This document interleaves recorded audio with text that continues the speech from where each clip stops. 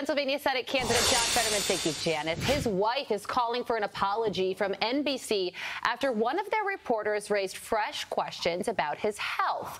Giselle Fetterman telling The Independent, quote, if this happened in a school, if this was a child that was ableist towards another child or a teacher, there would have been issues stated. I would love to see an apology towards the disability community from her and from her network for the damage they have caused. Ashley Rindsberg, author of The Gray Lady Winked, and he joins us now. Ashley, we have gone from race baiting to now disability baiting. Why would this reporter apologize in the first place for asking a very pertinent question about the health of a potential senator, i.e., one of the highest offices in the land?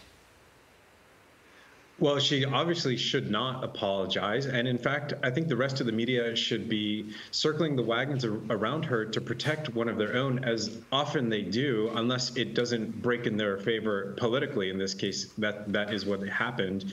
But yes, asking tough questions to politicians or to political hopefuls, that is one of the core jobs of any journalist. And that's exactly what this reporter did. But she's getting this pressure piled on because they didn't like the questions and they probably didn't like the answers either. Yeah, so much vitriol actually lobbed at this reporter for doing her job, which is reporting what she saw and experienced during an interview.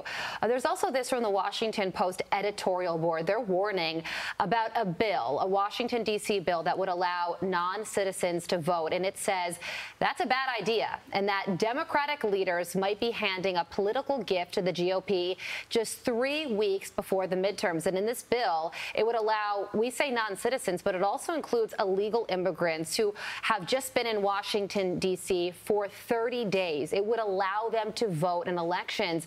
And the thinking there is that this is really going to fire up Republicans.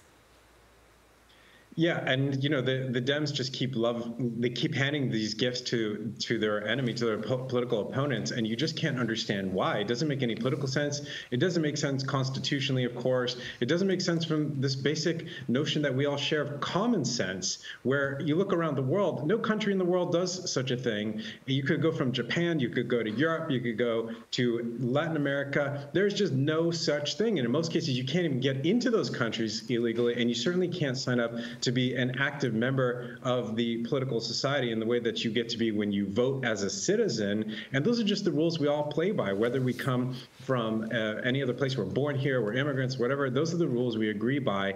And this notion that we're going to suddenly bend the rules and this is going to work politically in the Democrats' favor is just really mania. It's craziness. And they're going to pay the price for that, I think, in a couple weeks. Yeah, everybody acknowledging this is quite a gift to the Republicans. You know, sort of like the president eating an ice cream cone, thinking like nothing's wrong and telling you that the economy's strong as hell.